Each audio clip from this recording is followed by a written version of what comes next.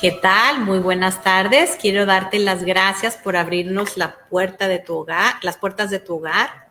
Estás en tu programa Del Vientre al Cielo, que se transmite todos los martes a las 3 de la tarde.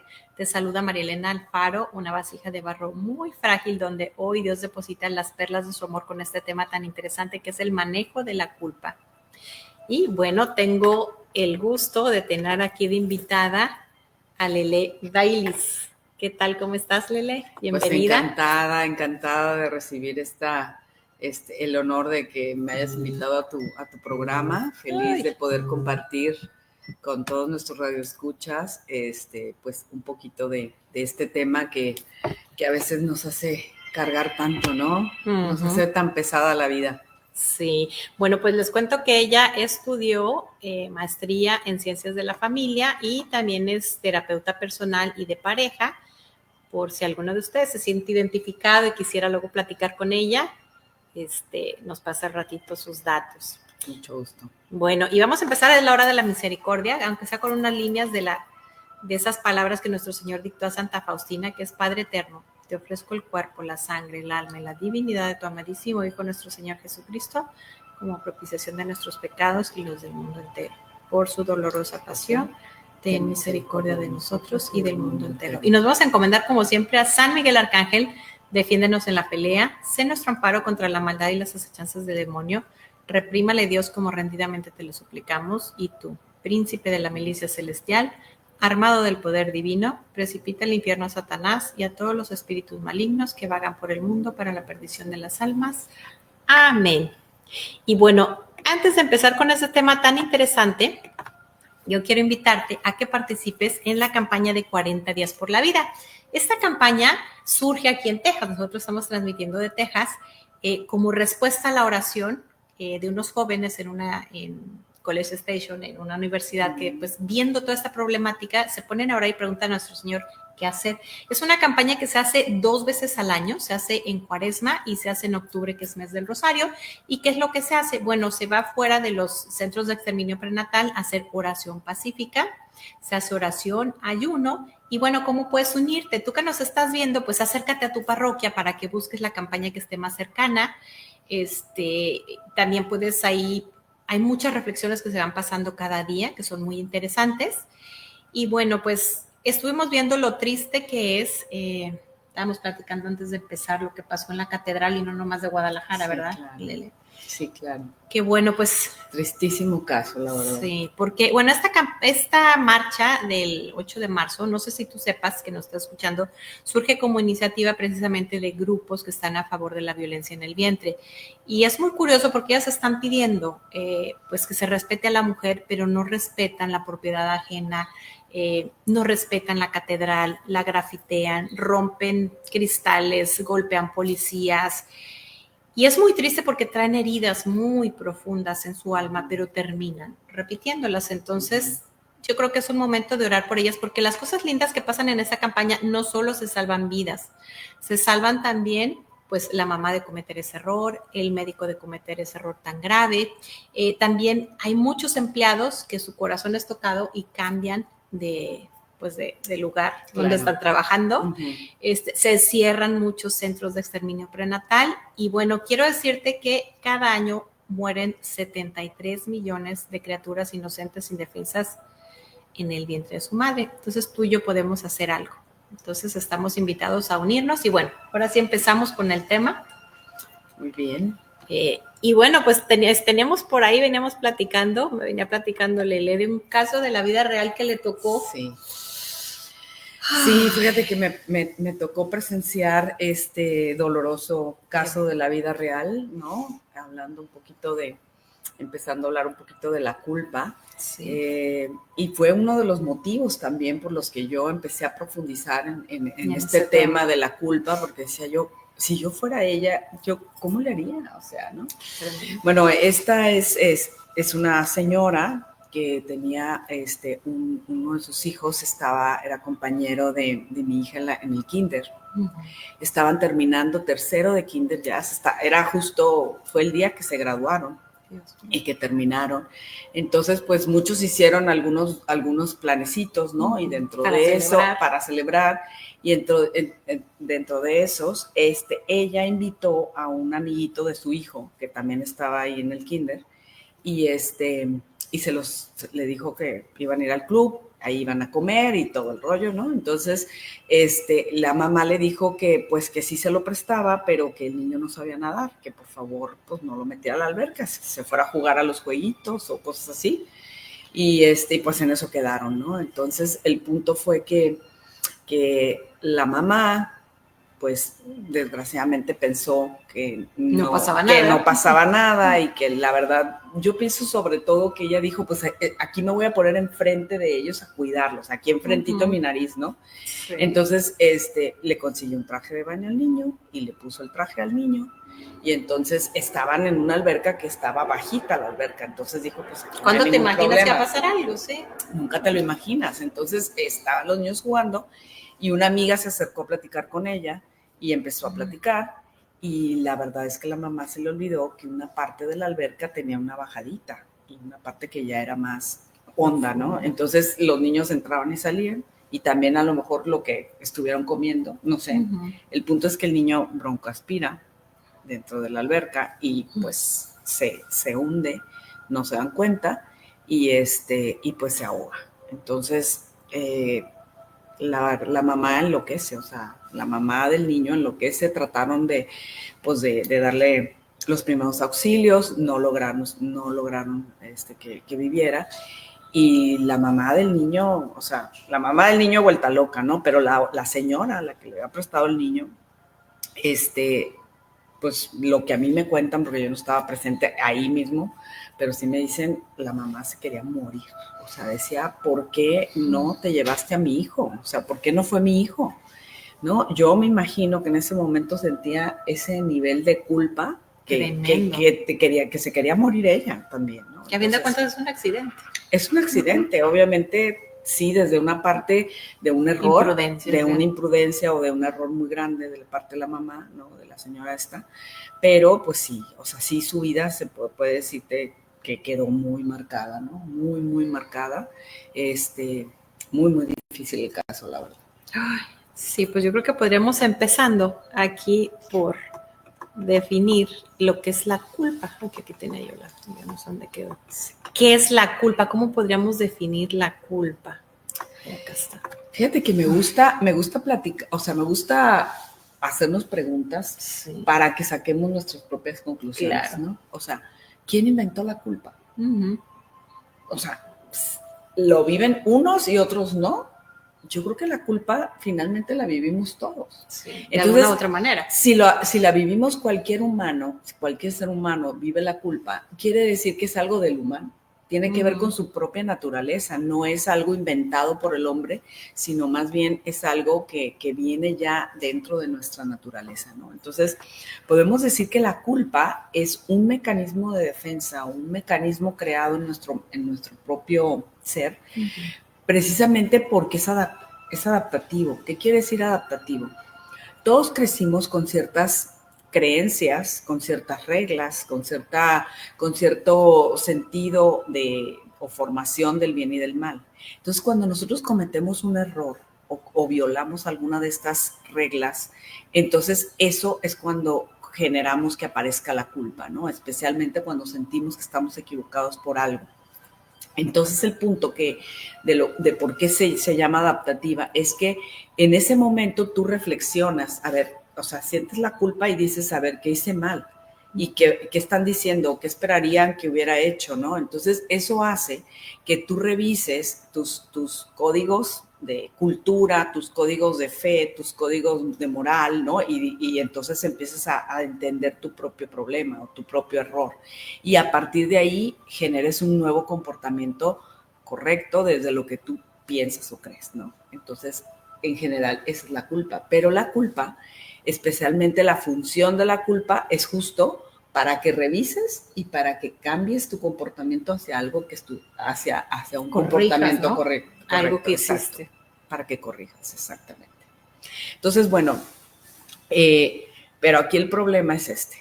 ¿Cuántas de nosotros, cuántas personas conocemos que la culpa les ha durado la vida, les ha durado años, ¿no? O sea, ¿cuántas veces tantas personas dicen es que tiendo a sentirme culpable por todo? Hay gente que te dice, tiendo a sentirme culpable por todo, ¿no? Sí. Y hay gente que dice, no, pues es que yo de esto nunca me voy a perdonar, porque se siente culpable ante una situación, ¿no? Entonces, ante esto me gustaría hacer un paréntesis, y cuando dicen hay una regla, que una vez me la dijo a mí un maestro, y me decía, la persona que no se perdona a sí misma quiere decir que tiene que tener un castigo, ¿ok? Si tú no te perdonas por algo y sientes culpa por algo, entonces quiere decir que tienes que vivir un castigo. ¿Y saben cuál es el castigo? Seguir repitiendo el mismo error. Esa es la condena y ese es el castigo. Entonces, perdona que te interrumpe, pero hay veces, digo, lo sano vamos a decir que está aquí, ¿no? Hay veces que lo repito hacia acá y hay veces que lo repito hacia el otro lado, ¿no? Pero a fin de cuentas ninguna de las dos partes es la correcta. Sí, o sea, lo que pasa es que la culpa se puede vivir de una manera muy, muy equivocada, precisamente por no entender y por no saber cómo manejarla bien. Entonces podemos vivir en muchos extremos, ¿no? Una persona, por ejemplo, puede pensar que ante un error sentirse culpable es su condena. O sea, eso es como la forma, como es la consecuencia, pagar, exactamente, ¿no? De pagar de alguna forma. Es la forma de pagar, pero realmente no estás pagando nada. Nada, o sea, porque no está saliendo nada bueno de eso. Te estás lastimando tú, te estás lastimando tú, ¿no? Pero bueno, aquí el punto, como te decía, me gusta ser muy práctica en este sentido y darles a la gente a veces algunos símbolos que te hacen como relacionar algo para que justo tengas una herramienta el día que tengas que vivir una culpa, el día que te equivoques, ¿no? Vamos partiendo de que todos los seres humanos, tarde o temprano, en algún momento de nuestra vida, vamos a vivir la culpa. Entonces, tenemos que tener esa herramienta para saber cómo manejarla de manera correcta y de manera sana. Me gustaría que asociaran lo que es la culpa con un semáforo, ¿ok? Eso es como la parte de decir, vincula siempre la culpa con un semáforo. Vamos a ver por qué. Me encanta cuando leí esto, supe esto en relación a San Agustín, dije, no, bueno, vamos por buen camino, ¿no? Si todos nos preguntáramos cuánto tiempo tendría que durar la culpa para que fuera una culpa, para que se manejara de una manera sana, desde esa herramienta o desde ese mecanismo que todos tenemos, San Agustín, todos nos podemos preguntar cuánto tiempo, ¿no? Bueno, cuando supe que San Agustín decía que la culpa sana tendría que durar 5 minutos. ¡Wow! 5 minutos. Wow. ¿Por qué? Porque en 5 minutos revisas si te equivocaste, ¿no? Si dices, este fue un error, ¿ok? Entonces dices, si sé que es un error, tengo que entender cómo procesar esa situación del error y de la culpa que tengo por lo que hice mal, ¿no? Entonces, ante esto, tenemos dos formas de manejar la culpa. Vamos a empezar por la equivocada, por la que no es sana, ¿no? Sí. La culpa, cuando se maneja en forma incorrecta, negativa, es porque partimos de que se vuelve a prender el semáforo, ¿no? El semáforo, te equivocas ante un error, prende el rojo, ¿ok? Y entonces en el rojo es cuando te detienes, te tendrías que detener a decir, a ver, pues cometí un error. El problema de la gente que maneja mal la culpa es que detrás de manejarla mal, ¿qué crees que está?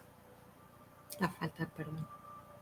La falta de perdón, y muchas veces que está detrás de la falta de perdón. La vamos a rascar más. A ver, espérame. ¿Por qué no me perdona?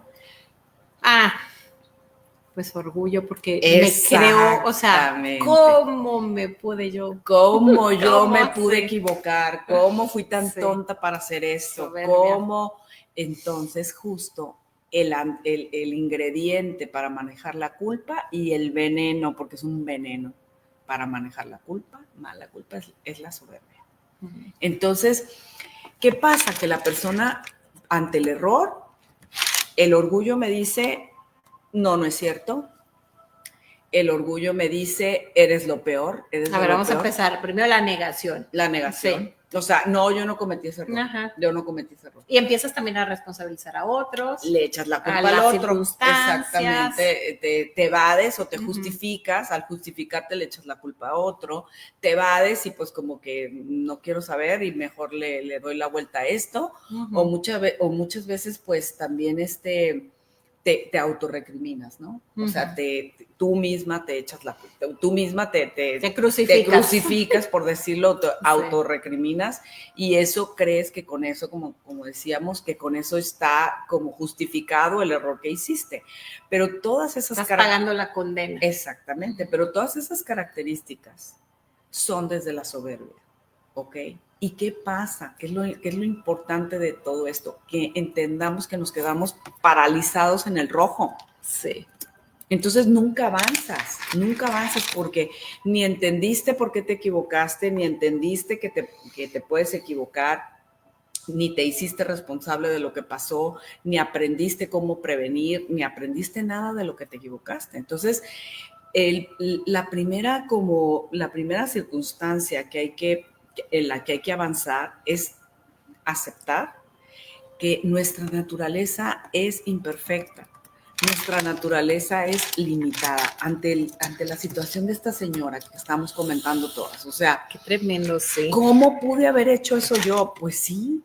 O sea, porque nunca lo hiciste con la intención de que el niño se ahogara. Sabías que estabas desobedeciendo o no estabas haciendo caso de lo que la mamá te pidió. Pero pensando que no iba a pasar nada, no tenías una mala intención en lo que iba a pasar. O sea, nunca siquiera pensaste que iba a pasar. No, o sea, jamás, ¿no? Entonces, te quedaste inocente. Totalmente. Sí. Entonces, el punto es que justo cuando tú revisas, cuando tú entiendes que siendo un ser humano te puedes equivocar, tienes limitaciones muy gravemente y tienes limitaciones, pues definitivamente tendríamos que estar en ese modo de decir, mañana yo puedo cometer un error muy grave, o porque no vi, o porque no me di cuenta, o porque no me acordé, o por lo que quieras, porque nuestras limitaciones están al día, ¿no? Tan es así que, como dicen, hasta el justo peca 7 veces.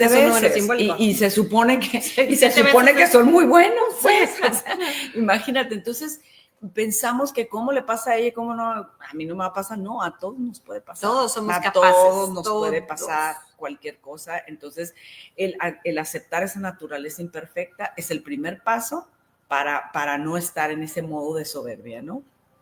El segundo es que justo revisar y aceptar, reconocer que me equivoqué. Reconocer ese error de decir, a ver, sí, no lo vi. Nos cuesta muchísimo trabajo, a veces muchísimo trabajo, reconocer nuestros errores porque hay que saber también por qué, ¿no? Hay ciertas heridas. La mayor parte de todos los seres humanos tenemos heridas, ¿no? Y muchas heridas vienen desde nuestra infancia. Entonces, estas heridas, que pueden ser a veces de abandono, de rechazo, se nombran más o menos 5 heridas principales. Humillación, traición e injusticia. Normalmente, todos tenemos una herida desde la cual reaccionamos, ¿no? Entonces, si algo te dicen, la que tiene herida del rechazo lo va a sentir como rechazo. Sí, porque lo estás viendo ya con estos lentes. Exacto. Lo ves con los lentes de tus heridas, ¿ok? Entonces, si yo me equivoco, puedo sentir que alguien por aceptar mi error me va a rechazar. O por aceptar mi error me va a abandonar, o estoy evitando, o me va a traicionar. Entonces es una forma inconsciente como de protegerme, ¿no? De protegerme. Entonces, de protegerme de otra herida. De protegerme de que alguien me vuelva a abandonar, o me vuelvan a rechazar, o me vuelvan a traicionar, o X o Y, o me vuelvan a humillar. Entonces el punto es que entender que partimos desde esas heridas que a veces tenemos, pues es también conocernos a nosotros mismos, ¿no? Y entender que esos errores, pues el aceptarlos nos va a ayudar de alguna manera a crecer. Sí. Entonces, así como el agua, cuando se detiene y se paraliza, ¿qué le pasa? Se estanca. Se estanca. Y si se estanca, lo más importante es que si se estanca, se pudre. Sí. Entonces, es lo mismo que pasa con la persona que no avanza ante un error. se detiene, se queda paralizada y todo el tiempo lo único que estás haciendo es autorrecriminarte y muchas veces pues te dejas la autoestima en el piso, ¿no? La persona que dices, ¿cómo es posible que yo me haya equivocado? Soy una tonta. Pues obviamente tú misma te estás lastimando, ¿no? Y como te dije, tiendes normalmente a estar repitiendo el mismo error. Y es obvio, ¿por qué? Porque nunca aprendiste el error. Como no lo aceptaste, pues nunca aprendiste el error. Por eso vuelves sigues en estarlo repitiendo, ¿no? Ahorita que hablaba de los extremos, estábamos platicando antes de empezar o de otro caso. Entonces, lo sano siempre es educar en libertad, que ya haremos otro programa con ese tema. Sí, es un tema apasionante. Uy, sí, pero uno de los extremos es que haga lo que quiera. Y el otro extremo es no lo dejo hacer nada para que no le pase nada. Entonces, ninguna de las dos cosas, por eso hablamos de los extremos, ninguna de las dos cosas es sana. Exactamente. Entonces, a lo mejor yo por ejemplo, vine de una casa donde eran bien controladores, no sano y me hago súper controladora igualito. O bien, ahora los dejo hacer lo que les dé la gana. Y tampoco está bien. Exactamente. Sí, eso tendríamos, pero todo parte, Marilena, de que aprendamos a conocernos a nosotros mismos. Entonces, haciendo un pequeño paréntesis en esto, fíjate, nosotros nos vamos a sentir culpables de acuerdo a lo que tenemos aquí, ¿ok? De acuerdo a nuestra cultura, lo que aprendimos desde nuestra sociedad, principalmente de nuestros padres, de los valores que tuvimos en nuestra fe, de la sociedad, de todo eso. Entonces, el punto es que a lo mejor hay situaciones de nuestros padres que no son perfectas, ¿no? Ni tampoco como en algunas cosas que nuestra iglesia como esencia prevalece, pero ahorita, por ejemplo, pues hay cosas que sí son factibles de cambiar, de interpretarse de una manera pues diferente, ¿no? Por ejemplo, pues, no sé, hay cosas que sí puedes decir se pueden cambiar, hay cosas que no.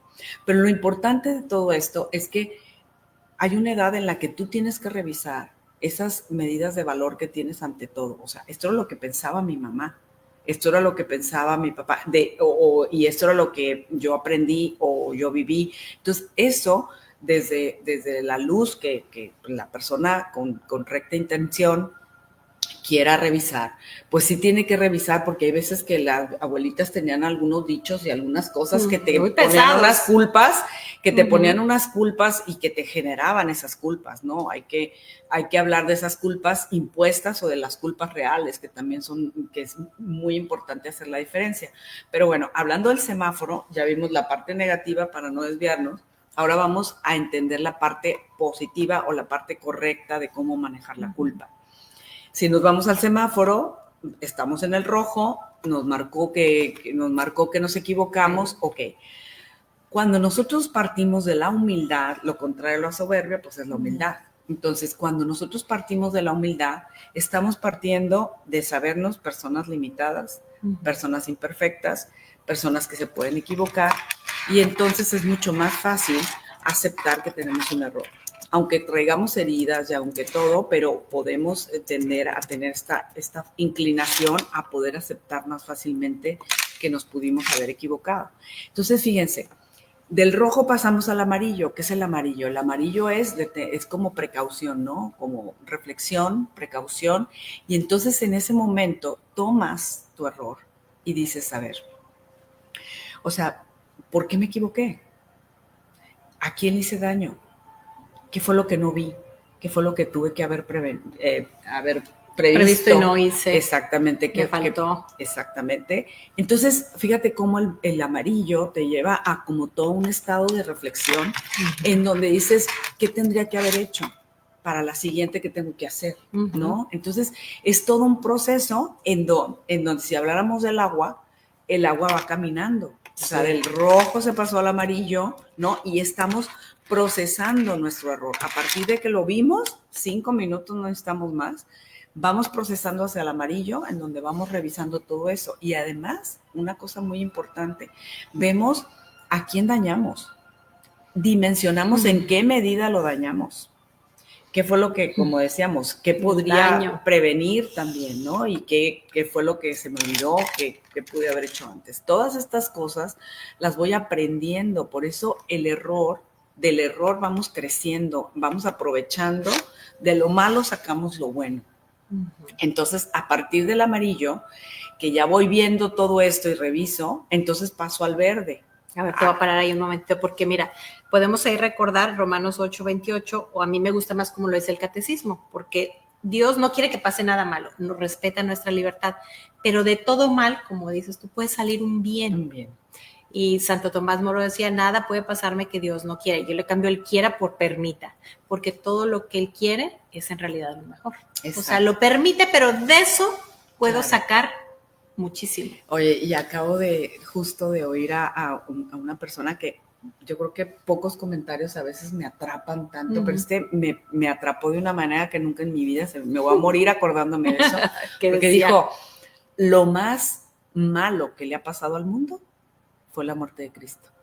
Y lo más bueno que le ha pasado al mundo es la muerte de Cristo. Ay, está divino. ¿A poco no te acuerdas de Chile? Claro. O sea, porque dices, no hay nada más malo. No hay nada más malo y no hay nada más bueno que la muerte de Cristo, porque vino su resurrección y nuestra redención. Entonces es impresionante cómo Dios, como le dijo Cristo a la Virgen cuando fue la primera caída, Dios el Padre hace todo nuevo.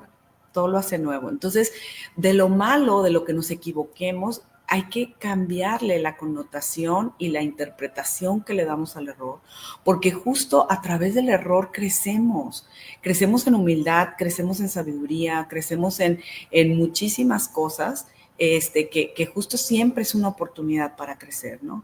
O sea, no nos dijeron que no nos íbamos a equivocar. Al revés, la condición del ser humano es estarnos equivocando. ¿Por qué creemos y por qué queremos estar en un modo de yo no me equivoco? Si al revés, todo el tiempo vas a estar batallando con eso, porque todo el tiempo te vas a estar equivocando. Entonces, cuando fluyes con eso, con esa naturaleza limitada, al revés, te vas haciendo cada vez más fuerte, ¿no? Cada vez más sabio, cada vez más... mejores decisiones. Mira, me voy a permitir interrumpirte. Al principio estábamos hablando de la campaña de 40 días por la vida. ¿Qué pasa con una mujer que no estamos para juzgarla, por la situación que vive, porque no recibe una ayuda adecuada, termina ejerciendo violencia sobre su criatura, ¿no? Entonces, ¿qué es lo que pasa? Que estas mujeres que están haciendo estas marchas, lejos de haber reconocido, de haber sanado, quieren invitar a otros a hacer lo mismo, porque así siento menos culpa.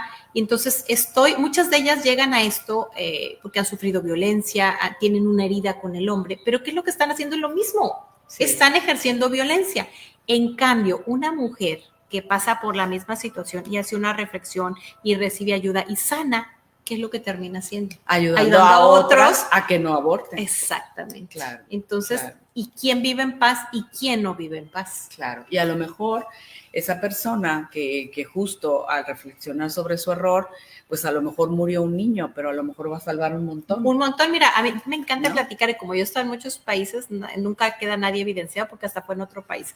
Pero había una persona hermosísima, ella había tenido más de una pérdida voluntaria, vamos a llamarla así, y después de haber sanado, ella era la secretaria de un centro Provida. Y como tenía necesidad económica, porque bueno, también se necesita un sueldo, ella nada más cobraba la mitad de ese sueldo. O sea, la mitad del tiempo ella lo donaba. Era su forma de reparar.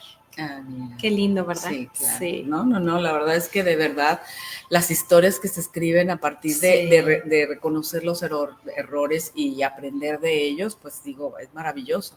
Entonces, bueno, cuando estábamos terminando el semáforo, que estamos en el verde, ¿qué significa? El verde significa acción, significa movimiento. ¿Qué quiere decir? Que vas a ir y vas a reparar lo que puedas reparar, que vas a ir y vas a aprender lo que puedas aprender, vas a ir y vas a poder prevenir lo que puedas prevenir, ¿no? Pero todo esto que te va a generar, pues crecimiento. Y para los demás también. Y para los demás también. Pues eso, bueno, no queda nada más en ti, queda también en la sociedad, me atrevo a decirlo. Por supuesto, porque acuérdate que cada acto bueno sube a nuestro mundo y cada pecado baja a nuestro mundo. Entonces, es como una piedra que echas en un charco y las ondas que genera, ¿no? Es ese bien que vas haciendo que a lo mejor ni dices ni lo hablas, pero se nota, pero se nota y se va haciendo. Entonces, a lo mejor tus hijos, que son los principales jueces, y mira, todo el tiempo nos están viendo. Yo les digo una cosa, mamás, no hablen, no echen rollos. Los hijos a partir de los 8 años, nuestro disco duro ya se saturó, ya no nos escuchan.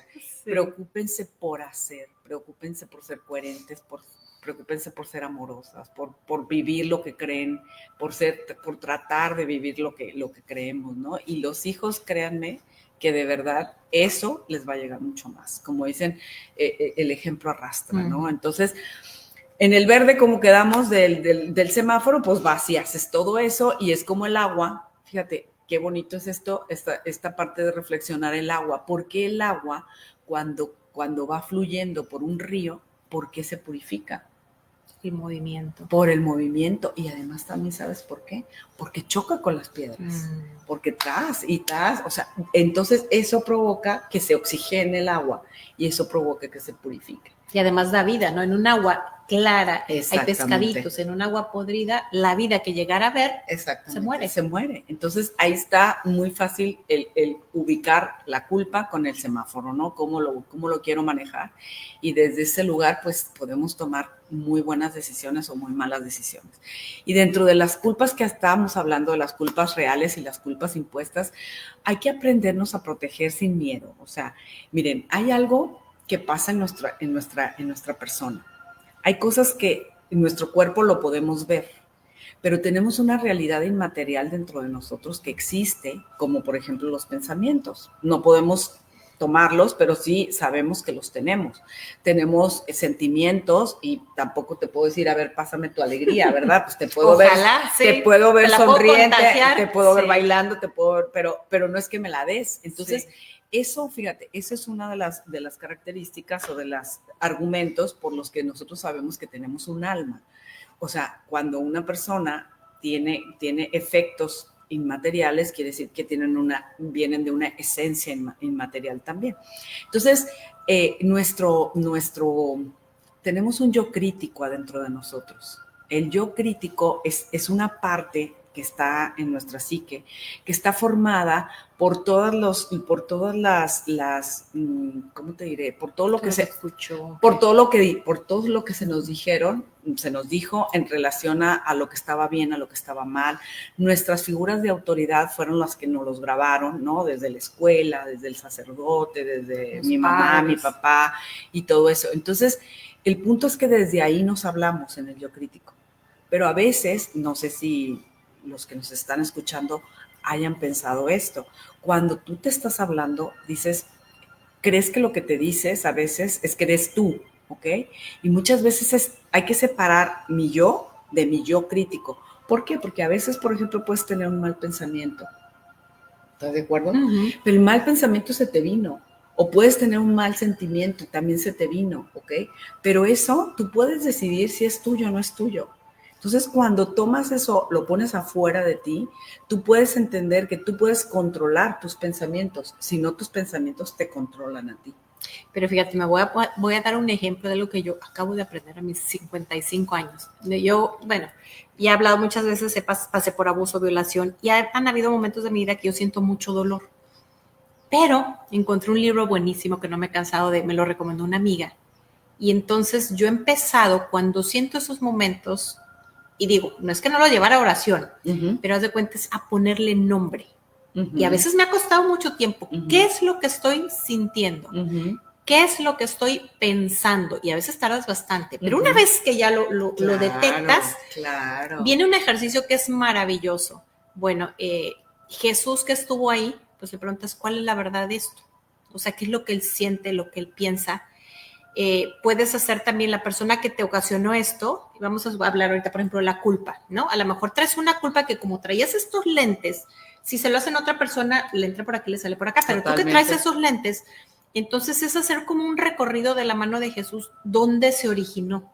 Uh-huh. Y a lo mejor te vas a un evento en la niñez que se fue, luego sumando. Sí, claro. Luego haces un ejercicio de perdón, pidiendo a nuestro Señor pues que te sane a ti, que sane también a esa persona, porque si te hirió es porque trae sus cositas, ¿no? Y a lo mejor es como una bola de nieve que hay más atrás para que sane todas las generaciones. Uh-huh. Y después lo que dices tú, ya es donde puedes elegir, qué pensar y qué sentir, que lo debes de hacer como a lo que es la verdad, claro. Lo que acabas de entender que Jesús es lo que piensa y siente, uh-huh, pero para eso primero tienes que descubrir qué es lo que estás pensando y sintiendo, porque claro, a veces puede que alguien que nos está escuchando le pase como yo, que no entendía qué es, y de verdad que mi vida ha cambiado al preguntarme y pedirle a nuestro Señor ayuda, qué es lo que estoy sintiendo.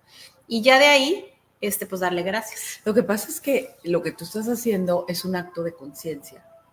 El acto de conciencia, o sea, mientras la gente no hace ese acto de conciencia, la inconsciencia funciona en ti. ¿Me explico? El acto de conciencia es qué estoy pensando. ¿Qué estoy Cuando sintiendo? no haces un acto de conciencia, piensas. Y piensas lo que piensas. Cuando piensas que eres toda tú. Y no, es tu pensamiento funcionando. Pero cuando tú pones el pensamiento fuera de ti, dices, a ver, yo estoy pensando esto, tú puedes decir, esto lo quiero pensar, esto realmente es mío, yo estoy de acuerdo con esto. ¿O es real? ¿O es real? ¿Es la verdad o estoy bajo la culpa? ¿O quién me lo dijo? O sea, ¿es mío o quién me lo dijo? Entonces tomas el control de tu persona, porque yo te voy a hacer una pregunta, o sea, ¿la mano eres tú? No, es parte de mi cuerpo. Exactamente, ese es el punto. Entonces, tus pensamientos, toda esa dimensión espiritual que tenemos, inmaterial que tenemos dentro de nosotros, también son como partes de nosotros que funcionan de una determinada manera. El inconsciente funciona de una determinada manera, la forma de manejar la culpa o la culpa funciona en nosotros de diferente manera, a lo mejor funciona muy distinto contigo que conmigo, ¿no? Los sentimientos, todas esas cosas tienen su manera, el inconsciente, consciente, semiconsciente, todas esas cosas que nosotros no sabemos, que son funciones de nuestra naturaleza inmaterial. Por ejemplo, la memoria, el recuerdo. Mucha gente no sabe que los pensamientos, los sueños, los sentimientos no tienen moralidad. ¿Tú sabes eso? No. El pensamiento no tiene moralidad. Lo que tiene moralidad es lo que tú haces con el pensamiento. Sí, es. Lo que tú haces con el sentimiento, también, claro, lo que tú haces con la culpa, lo que tú o sea, el punto es que ¿cuántas veces no te ha pasado que de la nada se te viene un pensamiento que tú dices, ¿a qué horas? O sea, me asaltó. Yo no quise. Exactamente, me asaltó un pensamiento, ¿no? O que, por ejemplo, sueñas, también que dices, o sea, tú no tienes control de lo que sueñas, obviamente, ¿no? Entonces, si soñamos con Chayanne, se vale. Entonces, el punto es, ¿qué hago? ¿Qué hago con todo eso, no? Entonces, ahí está la moralidad, ¿no? Entonces, es lo que tenemos que aprender, que cuando nosotros tomamos esa conciencia de entender que nuestra parte material también son partes de nosotros, ponemos afuera esa culpa, ¿no? Pongo afuera ese pensamiento, pongo afuera esa herida, ese sentimiento, y la puedo ver como una parte de mí, y puedo decidir un poco, digo, a través de una ayuda, obviamente, terapéutica, pero sí hay soluciones, o sea, el punto es que vivimos enredadas con lo que pensamos y con lo que sentimos, y pues nos hacemos, o sea, como que nos hacemos bolas adentro, especialmente las mujeres que tenemos 1000 cables, ¿no? Entonces nos hacemos 1000 bolas y a veces no entendemos si lo estoy pensando, si realmente lo quiero, si realmente lo siento o qué onda con eso, ¿no? Entonces es bien importante como poder poner, yo les recomiendo mucho la técnica narrativa. La técnica narrativa tiene que ver con poner las cosas afuera y hablar de eso, ¿no? Hablar de eso, o sea, hablo de mi culpa, a ver, de quién me siento culpable, con quién me siento culpable, desde cuándo me siento culpable, ¿no? ¿Por qué me siento culpable? Esa culpa me la dijeron, esa culpa se la compré a alguien. La típica abuelita, ¿no? De que no, es que si no haces tal cosa, no sé qué, y crees que es como una maldición, ¿no? Y te la crees, y no la sueltas. Es más, me parece importante también hablar de esto. Hace unos días una querida prima mía me mandó una estampita virtual o digital, ¿no? De la Virgen, que decía, si no la mandas a 9 personas, si la mandas a 9 personas, la Virgen te va a hacer un gran milagro, ¿no? ¿Y entonces, si no, casi te fue la cosa. Entonces me dice mi prima, oye, ¿y la Virgen cumple? No, bueno, me dio tanta ternura, porque digo, es que no podemos, el amor de Dios no es amenazante, el amor de Dios no es condicionado, es incondicional. Entonces yo le contesté, es que piensa en la Virgen como tú piensas que tú eres una niña y la Virgen es tu madre. Si tú le pides algo, pídele lo que quieras. pero piensa que la respuesta de la Virgen va a ser la respuesta de una mamá. Si te conviene, te lo va a dar, y si no te conviene, no te lo va a dar, y tú tienes que confiar en ese amor. Entonces, el punto es como entender eso, ¿no? Sí, como que a veces vivimos con ciertos misterios o con ciertas cargas ideas que nos dijeron las abuelitas o hasta la misma mamá a veces, o la prima o la tía o la amiga, ¿no? Entonces, hay que ver si estas culpas que tengo son impuestas o son reales. Las que son reales, las culpas que son reales, pues tienen que ver con los hechos. O sea, oye, la pisé y no querías, pues sí, pero aunque no quieras, te haces daño y te tienes que ser responsable de ese daño. Entonces, no sé cómo andamos de tiempo. No, todavía tenemos tiempo. Pero una de las cosas maravillosas que cambia todo el sentido y procesa la culpa, la respuesta está en la palabra responsabilidad. La culpa, cuando se convierte en responsabilidad, entonces es cuando la culpa ha sido procesada. ¿Qué quiere decir? Que muchas veces, yo les pongo el ejemplo, si por ejemplo estamos bailando, ¿no? Estamos en una boda, estamos encantadas, baile, y de repente pisaste a alguien con el tacón de aguja que traías, o sea, ¿te duele? Pues no lo querías pisar, ¿no? O te lo hicieron a ti, a lo mejor no querías pisar a nadie, obviamente no lo hiciste con esa intención, pero le enterraste el tacón. Entonces, eso muchas veces, el que tú no tengas la intención de hacer un daño, no te quita la responsabilidad de haber hecho un daño. Entonces, responder por mi error, responder por el daño que hice, eso hace que hayamos podido procesar la culpa, ¿no? Entonces, es una de las cosas que a veces cuando uno dice, es que me siento culpable, es que me siento responsable. Pero ¿qué hago para que ya esa responsabilidad cierre, no? Exacto, o sea, la responsabilidad tiene que ver, la palabra responsabilidad viene de responder. O sea, viene por eso lo escribí, me gustó, de responder por mi error. De responder por mí. O sea, por eso soy responsable, porque respondo por mí. Entonces, justo, ¿qué podemos entender? Que me voy a estar equivocando, pero me puedo hacer responsable de los daños en la medida que pueda, ¿verdad? Porque hay cosas que ya no se pueden. Exactamente, pero se pueden, a lo mejor no se puede reparar el daño con la persona que tuviste, a lo mejor puede ser que una persona haya muerto, pero sí lo puedes reparar a lo mejor con alguien más, ¿no? Y de alguna manera tu corazón sana porque reparas. Entonces, como tú decías, por ejemplo, las mujeres que ya no pueden reparar el daño con su hijo, lo reparan, ayudan a otras para que otras no repitan ese error. Exactamente. Y entonces una forma de reparar y es una forma de sanar también, ¿no? Fíjate que también en el proceso yo acompaño mujeres que pasaron por esto y en el proceso hay una cosa que le llamamos la pizza. Tiene que enumerar, porque a veces ella cree que toda la responsabilidad es suya y no siempre es toda suya. Muchas veces el papá que huyó, a veces las mamás la siguen llevando. Entonces tienes que enumerar a las personas y luego tienes que hacer una pizza donde, por ejemplo, pones 10 partes iguales y le vas a dar una o más partes a cada una. Claro, no se te tiene que olvidar ponerte aquí claro, por supuesto, tus partecitas de culpa. Pero hay muchas personas que fueron responsables, no nada más ella, porque mira, está la que le dio el mal consejo, la que le prestó el dinero, el médico, el que facilitó la ley. Exactamente. Entonces, hay veces que nos sentimos mal y es que no me siento responsable de algo que yo no hice, pero sí ayudé.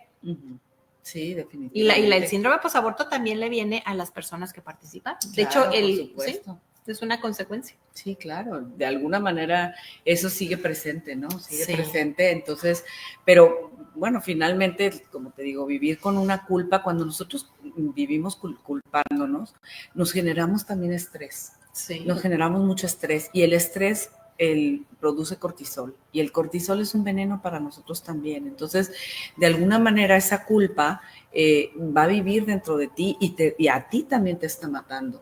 A ti también te está matando. O sea, ese error o ese daño que pudiste haber hecho, el no sanarlo y el no repararlo hace que tú misma vivas con él y a ti mismo también te haga daño, ¿no? Y vivas con ese veneno dentro de ti.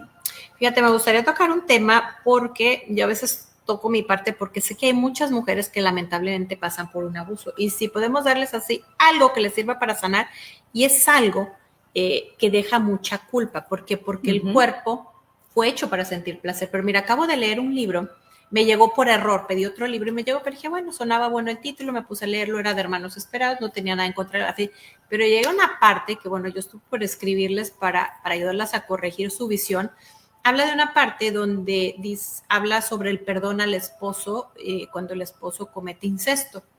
Entonces, platican un caso de la vida real de una jovencita, una adolescente, que llega a hablar con su mamá y le dice que pues su papá ha tenido contacto sexual con ella desde los 8 años.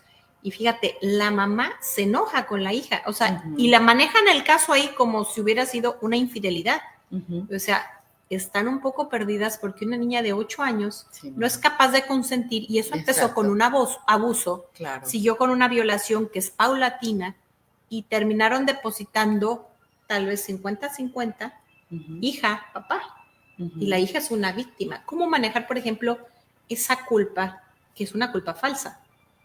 La culpa, imagínate, por ejemplo, hablando de este otro, como poniéndolo caso de la vida real, y ahí lo menciona, es un caso de la vida real, y lo manejan mal las escritoras.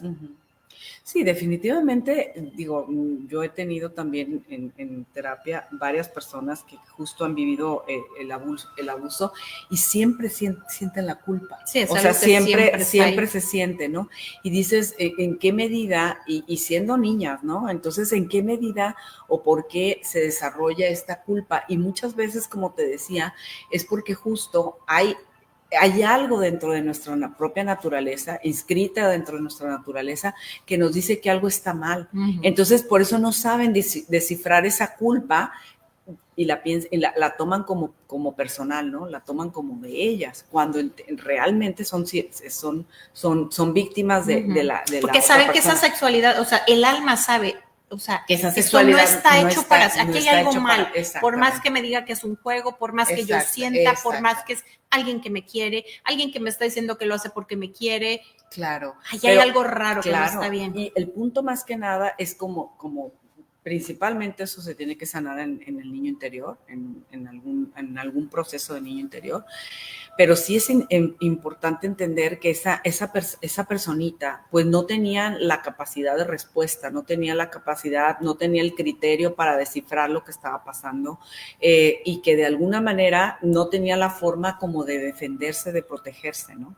Desde ahí es ir acomodando y sanando esa herida para que precisamente la pueda más adelante vivir en paz con esa situación y acomodarla y dejarla sanada, ¿no? Pero sí tiene mucho que ver con que la niña, el adulto, o sea, la adulta, se vaya a esa parte, a esa vivencia de niña y la revise desde esta parte de ser adulto, desde qué fue lo que debió pasar y qué fue lo que tú pudiste hacer como niña y qué fue lo que no podías hacer. O sea, como niña, ¿por qué no lo hice? Pues porque a lo mejor pudo haber dicho, pudo haber gritado, pero muchas veces eso es lo que los hace sentir culpables, el decir, ¿por qué no dije? Pues porque como niña no tienes miedo, como niña tienes miedo, ¿no? Entonces eso te hace incapaz. Entonces, comprender esa situación desde tu personita, eso ayuda a que las personas puedan sanar esas heridas tan fuertes. Antes de que siga con otro comentario que quería hacer, si alguien que nos está escuchando quisiera tomar terapia contigo de pareja personal, ¿cómo te puede localizar? Pues me puedes localizar a través de mi número personal. Si lo puedes decir. Pueden regresar, cuando salga el video lo pueden regresar. Vamos en el minuto como 47. Ok. Yo tengo el teléfono de Guadalajara, empieza con +52 33 129 49 709. Y pues ahí me pueden, también en mi correo, Lele Baylis, es Lele Baylis, es B grande A. Yo creo que es más fácil si cuando termine el programa lo escribimos, sí, porque si no va a estar difícil que lo capten ahorita. Mira, uno de los ejercicios, por ejemplo, cuando estoy trabajando con alguien que pasó por esta experiencia de pues haber ejercido violencia contra su criatura, porque algo bien importante es perdonarte. Entonces, y una de las cosas que les digo que hagan es como que hagan una carta. Vamos a suponer que ahorita es una señora de nuestra edad, ¿no? Pero a lo mejor cometió eso cuando tenía 17 años. Entonces, haz una carta, por si te sirve tú que lo estás viendo, o pasaste por un abuso, haz de cuenta que le vas a hacer una carta a una niña. O sea, te la vas a hacer a ti misma, pero cuando tenías 8 años, 6 años, o cuando abortaste tenías 17 años. Pero para que te sea más fácil comprender, tienes que bajarte. Empieza a observar una sobrinita que tenga 8 años, un adolescente de 17 años, porque a veces nos estamos juzgando. Desde mi presente, y así no funciona. No, claro. Ahorita, por ejemplo, quedas embarazada y te deja el novio, trabajas, pides ayuda, te vas de tu casa, pero cuando tenías esa edad no podías. Claro. O, por ejemplo, yéndote al abuso, nos enseñaron que el adulto siempre tiene la razón. O sea, ¿cómo vas a competir tú versus el señor que era tu amigo de tus papás o lo que sea? Tienes que hacer ese perdón, pero quitando lo que hoy eres, o sea, bajándote a esa edad. Totalmente. Para que seas, es más, y algo que a mí no me da pena platicar, pero yo a mis 55 años, después de haber empezado estos ejercicios hace poquito, que este libro habla de los sentimientos que se entierran con vida, nunca mueren, y a veces como para calmarlos nos distraemos. Me acabo hace poquito de tiempo de escuchar yo a mí misma, son cosas, voy sanando a través del tiempo, ¿verdad? Eso sí, no significa que no me den paz. Todos vamos sanando. Pero me escuché a mí misma, de verdad, Jesús está enojada conmigo porque permití el abuso. Claro, esa idea ya llega a mi adulta y digo, a ver, aquí está mal, esto no es así. Y entonces lo puedo trabajar de una manera sana. Pero yo te invito, tú que nos estás escuchando, que empieces a permitirte sacar esos sentimientos que, como bien dijo Lele, enterramos en vida, no son ni buenos ni malos, ni los sentimientos ni los pensamientos, sino lo que haces con ellos. Entonces, empiézate a permitir a ti misma sentir, pensar, o sea, ponerle nombre para que puedas trabajarlo. Hay de hecho, si tenemos en otro momento hay precisamente un proceso para manejar sentimientos y emociones de manera sana, y esto es bien importante porque yo como que digo, Dios es perfecto, pero ese chip yo creo que quiso que lo encontráramos y que nos los pusiéramos, porque nadie nos enseñó a procesar los sentimientos y las emociones. A mis 55 años, llevo mucha terapia, mucho avanzado, pero apenas estoy en esta parte. Sí, fíjate que eso ayuda. Es increíble. Sí. Eso ayuda realmente a conocernos, a tomar más el control de nuestra vida. Y yo les invitaría a una cosa muy, muy importante. Aprender a mirarnos con misericordia. Fíjense, la palabra misericordia viene de la palabra miserere cordis. Significa mirar nuestra miseria con el corazón. ¿Qué quiere decir eso? Me gusta poner este ejemplo, pero ahorita está un poco, creo que voy a poner un ejemplo diferente, pero fíjense, cuando una persona fuma, a veces me refiero a otra cosa, pero ahorita está medio de moda todo lo de los narcos, pero prefiero no decir eso. En relación a la fumada, fíjense, cuando una persona fuma, ¿por qué fuma? ¿Fuma porque se le van a podrir los pulmones? No. ¿O fuma porque dice, según en su engaño, no dice, voy a estar más tranquila, esto me da paz, yo con esto... Una anestesia. Me echo más a gusto la platicadita, el cafecito, ¿no? Nos inventamos un montón de cosas, ¿ok? Fíjense esto, es bien importante. Todos hacemos lo que hacemos por lo bueno que le vemos, aunque sea una acción incorrecta. Vuelvo a repetir. O sea, todos hacemos lo que hacemos por lo bueno que le vemos a esa acción. Aunque sea chiquitito y tenga... Aunque lo que hacemos esté equivocado, o sea, incorrecto o no sea sano. Como por ejemplo, fumar para mí es como el ejemplo más claro, ¿no? O sea, nadie fuma para que se le pudran los pulmones. Sabe que se le pudren, pero como que a mí no me va a pasar. No, a mí no me va a pasar. Entonces, como que achicamos esa voz que nos dice, te estás haciendo daño, pero porque creemos que el beneficio es mayor. Entonces, a veces cuando cometemos errores, tenemos que revisarlo desde ahí. ¿Por qué hice eso? O sea, ¿qué fue lo bueno que yo vi a través de hacer eso, no? Cuando, por ejemplo, una persona abortó, desde ahí lo puede revisar. Es una acción totalmente equivocada, pero ¿por qué aborté? Porque si llegaba a mi casa, mi papá me iba a matar. Porque no tenía cómo mantenerlo. Porque para mí fue más bien, me moría de vergüenza. ¿Se dan cuenta? Sí. Entonces, eso inconscientemente llenó una necesidad tuya desde lo que tú aparentemente viste como mejor, aunque sea una equivocación. Entonces, el aprendernos a mirar desde... Eso no quiere decir justificarnos. No, son cosas diferentes. Son cosas muy diferentes. Lo que está mal aquí en China. Es diferente a que yo entienda por qué lo hice. ¿no? Y es cuando reviso para que me comprenda, para que me comprenda. Comprenderme significa que me conozca, que entienda mis heridas, que entienda desde lo que soy. Entonces, si Dios nos dice, amarás a tu prójimo como a ti mismo, pues tengo que aprender a amarme a mí misma. Y aprender a amarme a mí misma tiene que ver con aprender a comprenderme también. No necesariamente, no tiene que ver con justificarme, pero sí con comprenderme. ¿Ok? Y eso nos hace avanzar muchísimo. Es más, cuando nos vamos a confesar, o sea, diario empezamos con todo, o sea, con todo lo malo, ¿no? Y a veces dices, a ver, revisa por qué lo hiciste.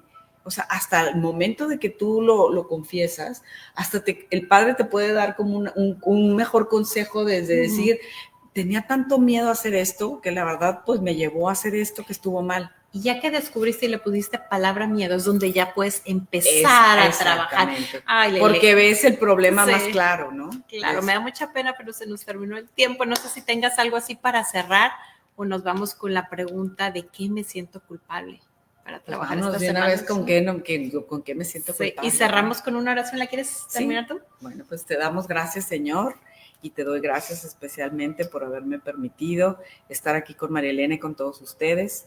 Y que de alguna manera yo pueda ser un instrumento para que en todos los que nos escuchan sea lo que tú quieres que ellos escuchen, que se haga siempre tu voluntad y gloria a ti. Y bueno, pues muchísimas gracias por sí, y queremos que pues cada uno, aquello que tenemos en esa culpa nos sirva como el semáforo rojo, amarillo, verde, para sacarle lo bueno, para sacar eso que hay detrás y para dejar esa culpa que no es sana, esta cuaresma a los pies de Jesús. Nos vemos la próxima semana. Muchísimas gracias por escucharnos. Hasta luego.